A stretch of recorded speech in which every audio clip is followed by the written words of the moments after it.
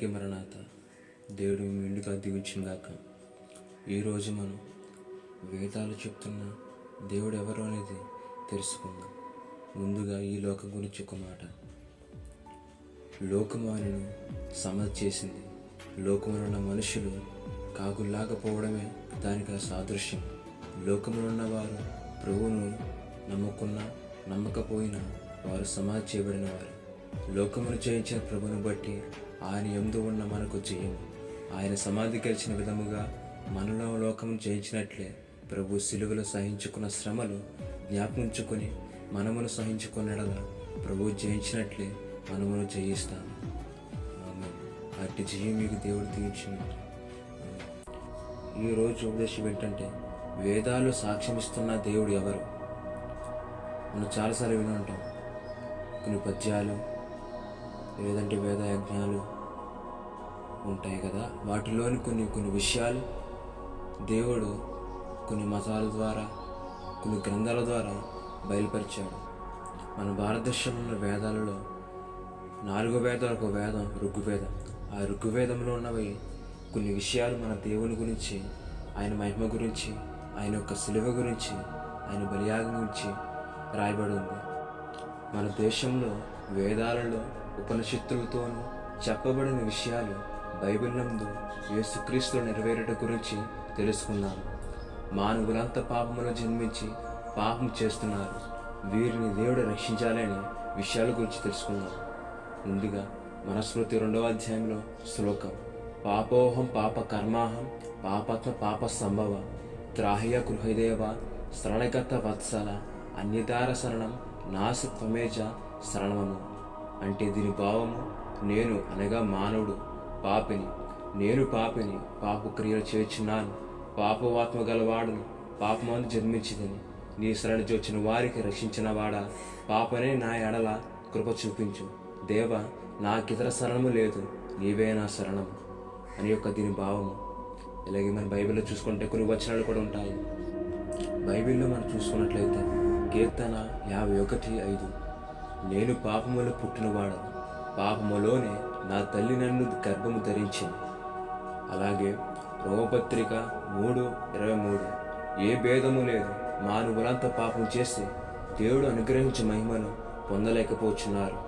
అలాగే 1 తిమోతి 11:15, పాప క్రియలు పాపపు ఆత్మ కలిగి ఉన్న మానవులను అనగా పాపములను రక్షించడానికి యేసుక్రీస్తు లోకములకు వచ్చిన మాట నమ్మదగినది.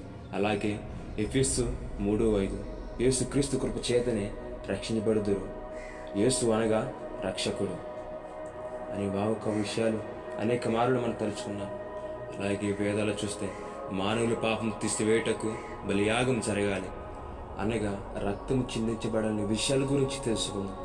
సాధపద బ్రహ్మాండములో ప్రజాపతి ప్రతిరజ్ఞ అంటే ప్రజాపతి యజ్ఞము గావించబడాలి అని అర్థం. ప్రజాపతి అనగా రాజు ప్రజలందరి కోసము ప్రజాపతి ప్రాణాన్ని బలిగా అర్పించాలి. ఇదే వచ్చిన బైబిల్లో చూసుకుంటే యోహాను 18:37, యేసు ప్రభు శిలువ మరణ పొందాక మునుపు నేను రాజునని చెప్పాను, అనేకులకు ప్రతిగా విమోచ క్రియధనముగా తన ప్రాణమునిచ్చాను.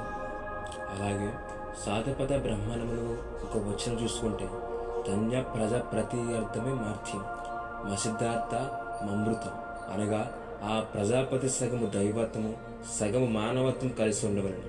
మన బైబిల్ గంట చూసుకుంటే యేసు ప్రభు పుట్టుకను కూర్చి దేవదూతలు కన్యకైన మరియతో ఈ విధముగా చెప్పాను, పరిశుద్ధాత్మ నీ మీదకు వచ్చును, సర్వోన్నతుల శక్తి నేను కమ్ముకొను, గనుక పుట్టబో శిశువు పరిశుద్ధుడే దేవుని కుమారుడు అనబడునని లోక 1:34-35 వచనంలో రాయబడింది. అలాగే సామవేద శతపథ బ్రహ్మణములో సర్వపాప పరిహారం రక్త ప్రోక్షణ అవశ్యం, తద్రక్తం పరమాత్మైన పుణ్యదాన బలియాగం. దీని యొక్క భావము, సమస్త పాపములు పరిహారించటకు రక్తము అవసరము.